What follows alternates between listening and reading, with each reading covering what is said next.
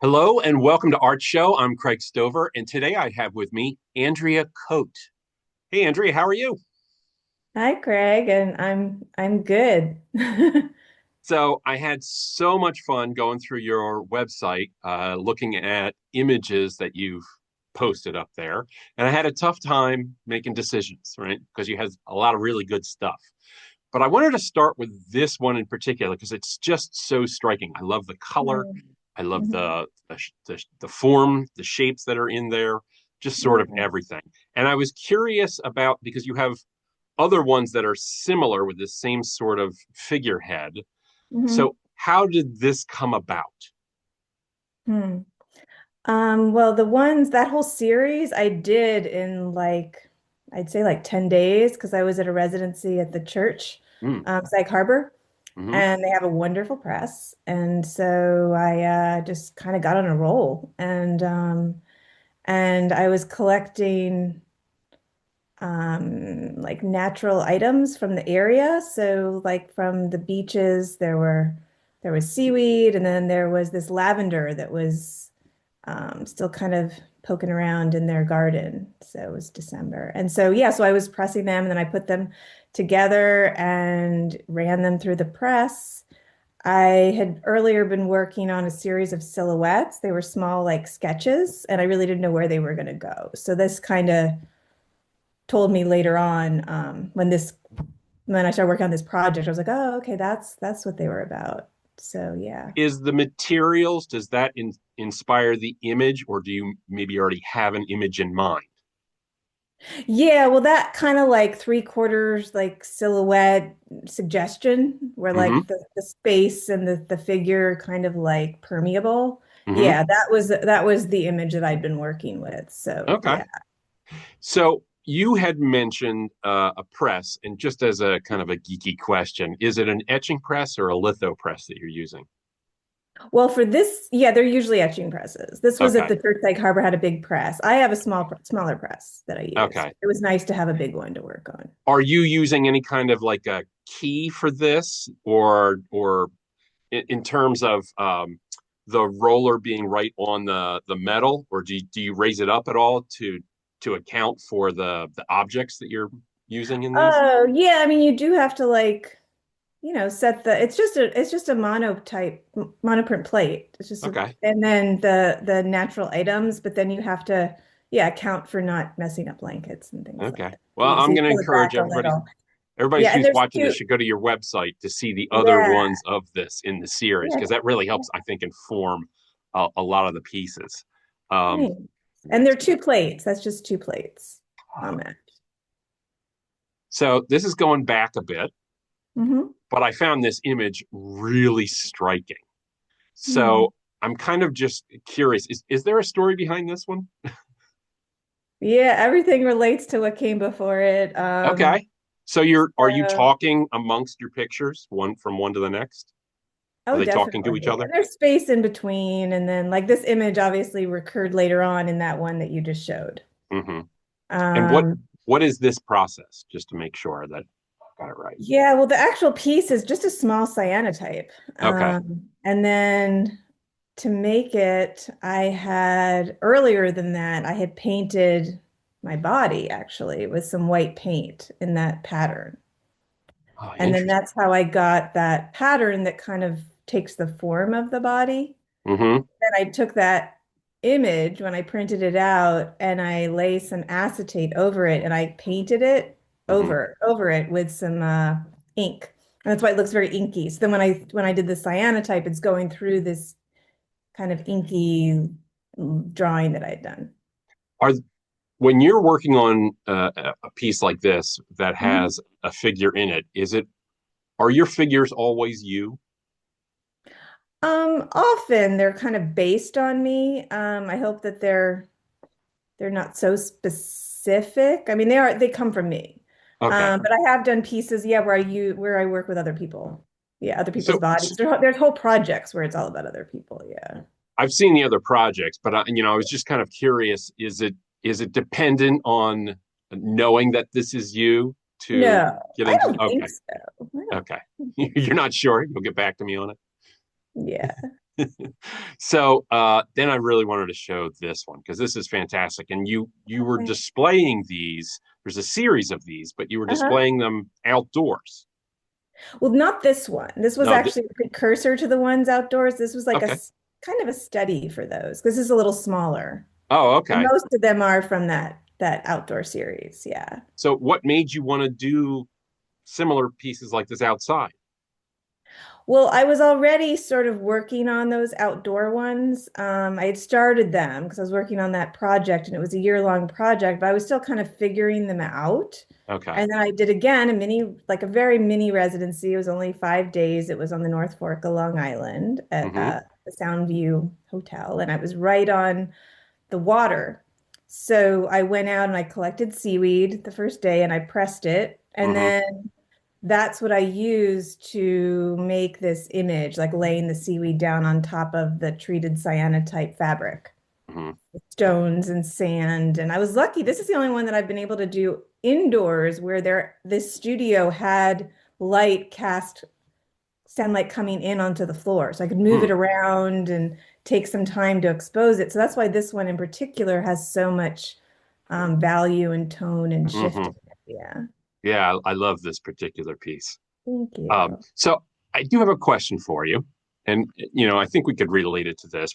Like in Mhm. the digital age that we find ourselves, what is it about these older processes that you're drawn to?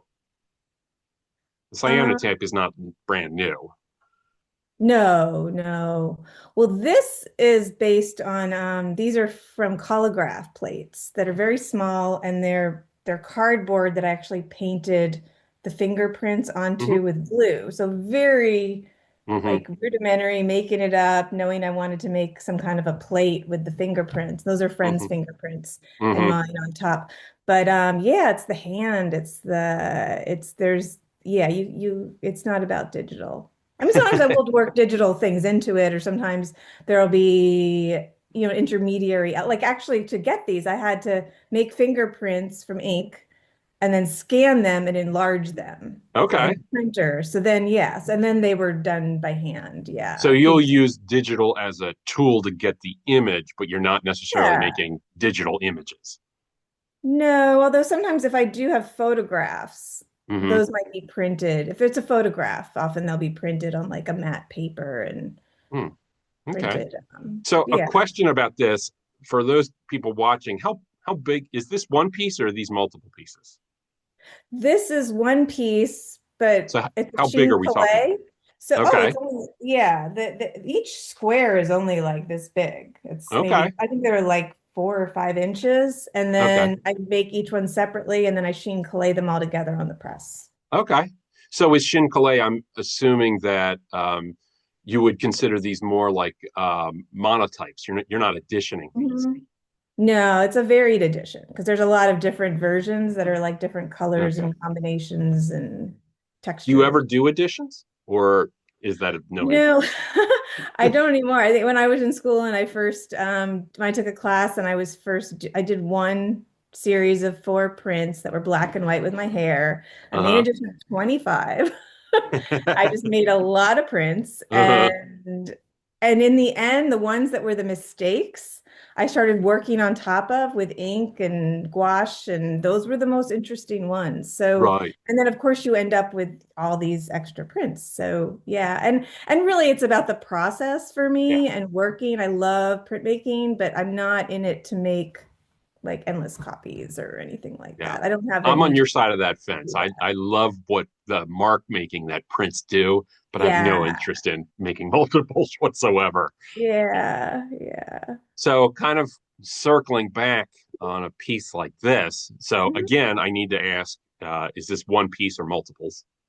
No, these are actually multiple pieces. Okay. They're just laid out in a grid. They were, which one? One of them, I think the one to the right, like over two, down three, Mhm. I think was the first one. And that one was done on the winter solstice in maybe Okay. like 2018 or 2019. And then I just started making one every day. And it was a way where they're very small. They're Uh, also maybe they're small, but they were a series and I think I got to about 130 okay. days. And it was a good way to just get to know the way that the sun kind of moved and Hmm. lit up and how much time. And I would write notes on each one so I could keep a Hmm. record of like, oh, this morning I went out at 8:15. It was out for 15 minutes. Hmm. So any particular weather. Some of those were like, I think the one next to it was like a snowstorm and it just was Okay. taped to the window. So it really, and so yeah, so then I think this is just a selection of some of them.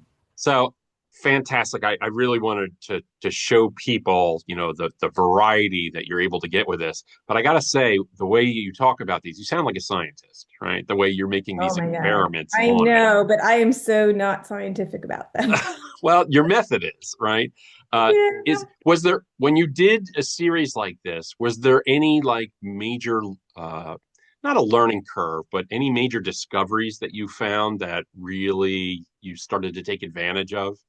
Like, does it work like really on great super sunny days where it doesn't have to be, or is it the It doesn't have materials? to be. It doesn't. I Okay. think that's what I learned because I started in the winter, and Okay. oh, and I have these. I had these transparencies, and then some of them are just, and they're all made from the body. So some of them are hair, some of them are fingerprints, and each morning I would just kind of quickly lay out a composition, and I was learning how to just work with cyanotype, how to layer um, the chemistry on a piece of paper and then Right. take it outside. And then I did learn that, yeah, you can do them in the winter. If it's snowing, you can't really get them wet. Although if they were covered, I guess you could. So Uh-huh. sometimes I would experiment with that. But it definitely, all those notes I keep. And they definitely, when I started doing the big ones more recently, that, yeah, I could say, oh, well, on a sunny day in the middle of the summer at 12 o'clock, it takes 10 minutes, So with roughly, these roughly. You're always with guessing.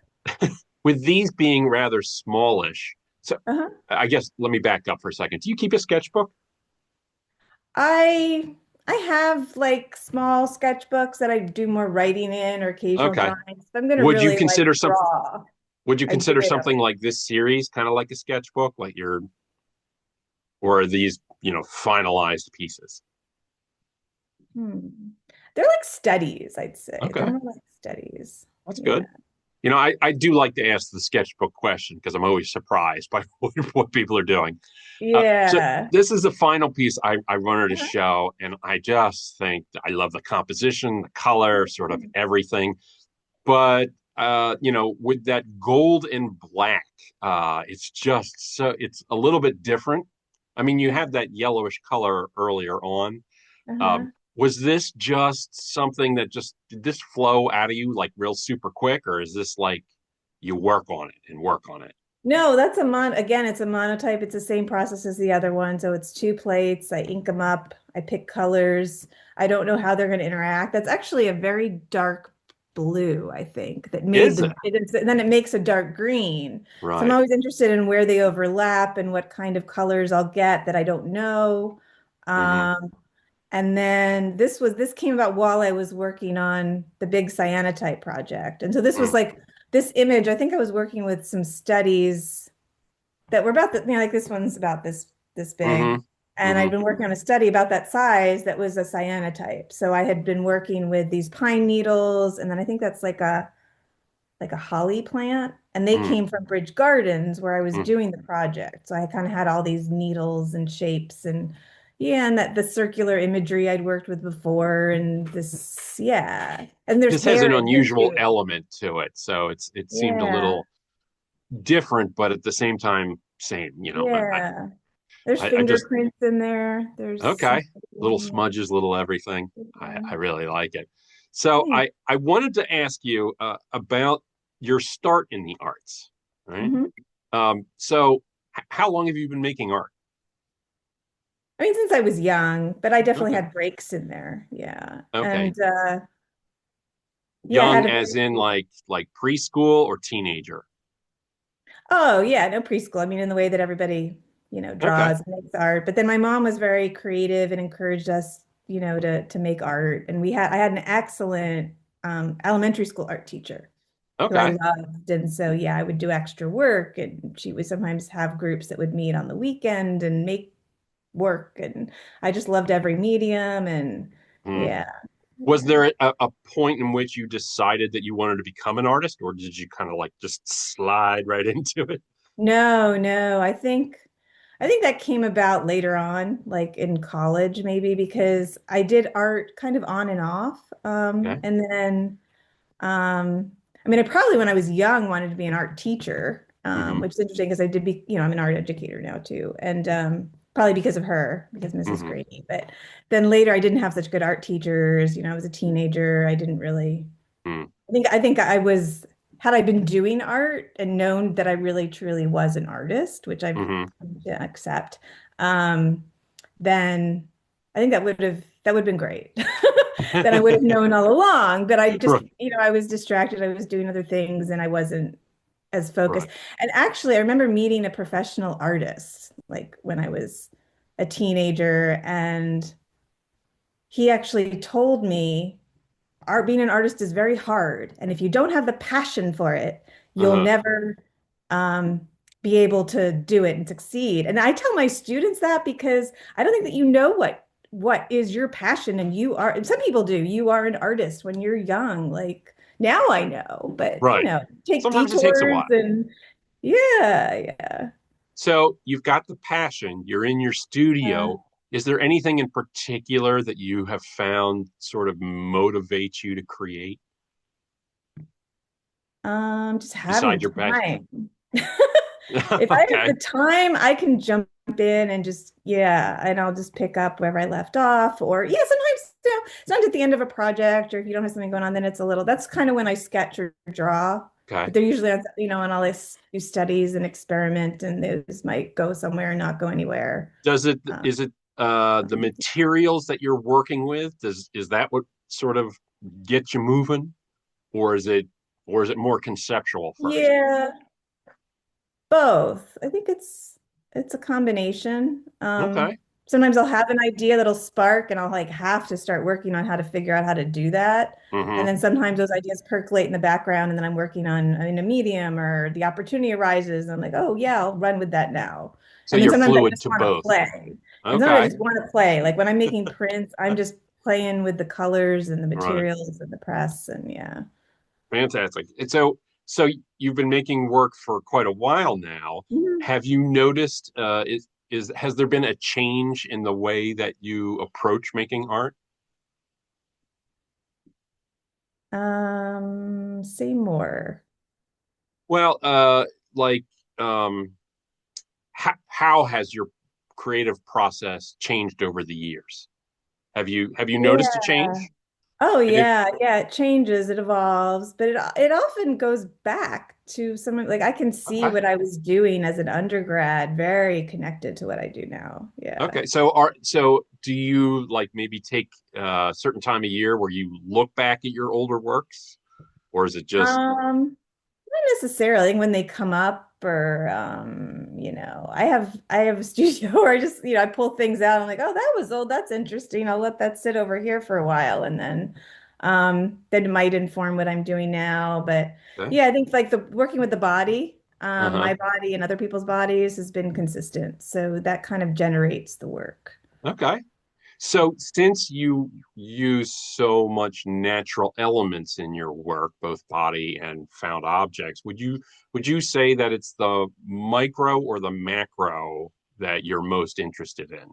Oh, it's both. It's how they're connected and how Okay. we're like a channel and a connection to both. Okay. For sure. That's what Like gets you going. cellular, the Yeah. cosmic, and how they. All right.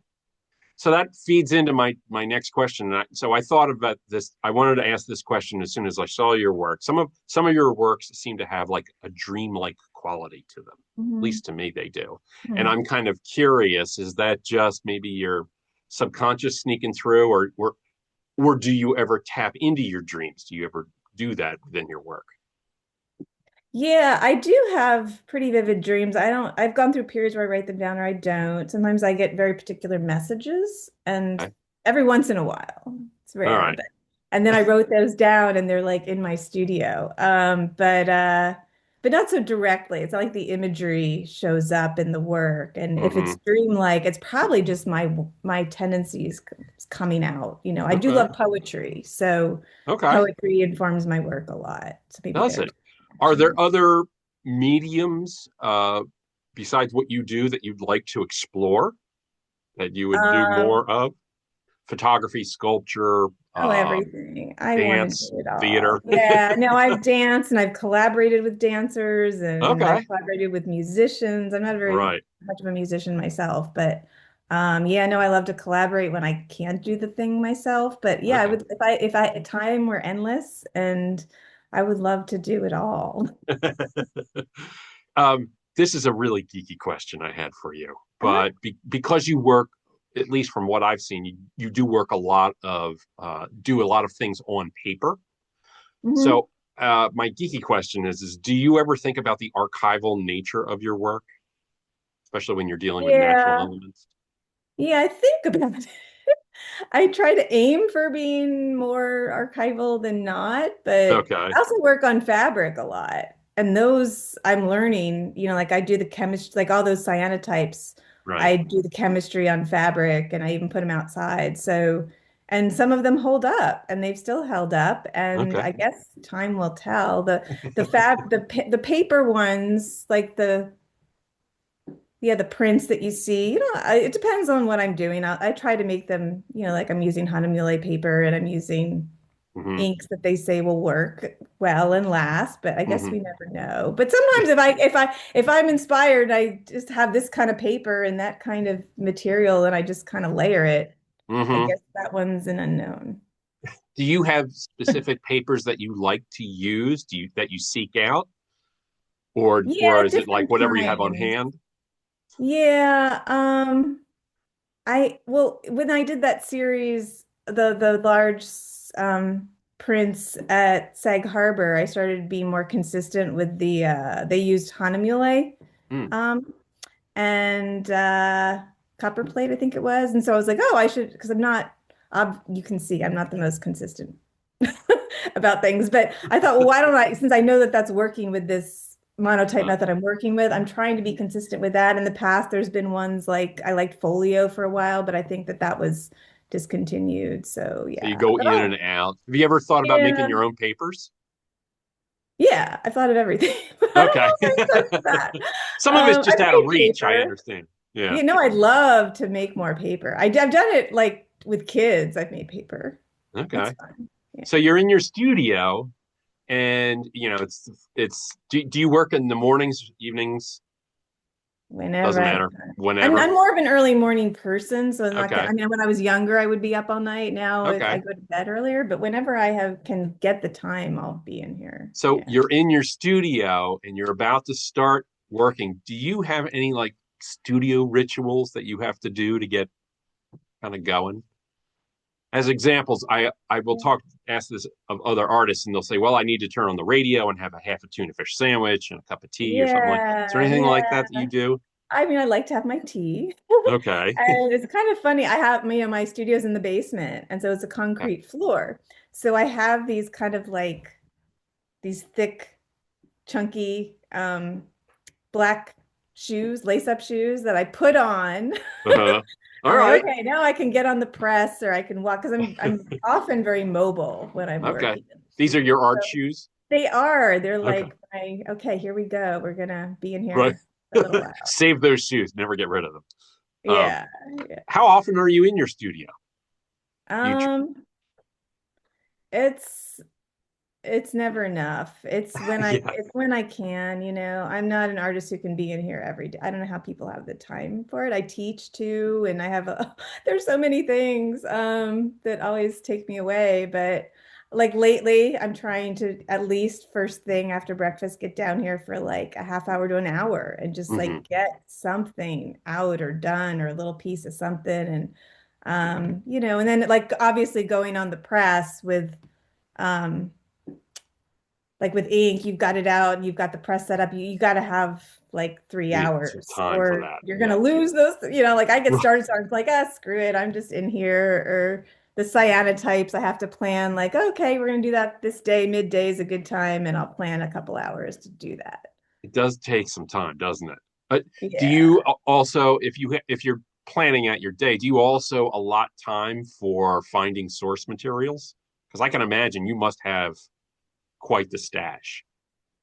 Yeah, I'm kind of. I mean, I could just be walking the dog and I like the weeds and I pick up some weeds and bring them home and well, better press these real quick and come back to it. Okay.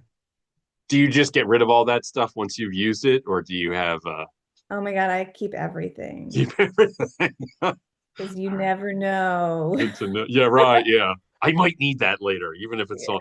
Yeah. So speaking of keep everything, if you make say a print or something, uh, Uh-huh. are you always committed to working on it until it's finalized, or do you ever like do you have a discard pile? Yeah, I mean, some things just don't work, and so you put them away, and then later you might figure out what to do with them, or they might But you just don't get inform rid of them. something you do later. I Uh-huh. mean, I probably have in the past, and I Uh-huh. want to at times. I want to just burn everything, like my, I just want to, but Yeah. I never know because it could, even if that piece doesn't work, it might spark something later. And also, I'm working on a project where I have to make these very small pieces. And Uh-huh. I'm just cropping and cutting up old pieces that didn't work large, but they work great as like small pieces. So Mm. I'm like, wow, okay, there we go. We had all Keep that that. material. I Yeah. like that burn everything phrasing. Oh Yeah, my just God. keep it because so many artists tell me that same exact thing. So, um, Yeah. time for just one more question. Went by Huh? quick. Question I ask all artists: what does making art do for you? It's and it keeps me sane. It really does. And I need to do it. It's like breathing and, it's all of it. Yeah. That's perfect. That's all you need to say. That's great. Well, Andrea, thank you so much for talking with me today. I really appreciate you coming by and talking to me about your work. And I also want to thank everybody who tuned in to watch Art Show today. We really appreciate your support. Of course, liking and subscribing really helps push Art Show forward. If you have any questions, stick them in the comments section. If I can't answer them, I'll pass them along. But again, thank you, Andrea. This was wonderful. Oh, thank you, I Craig. can't wait to see your work in person now. Ah, thanks. Thank you very much. Thanks, everybody. Okay.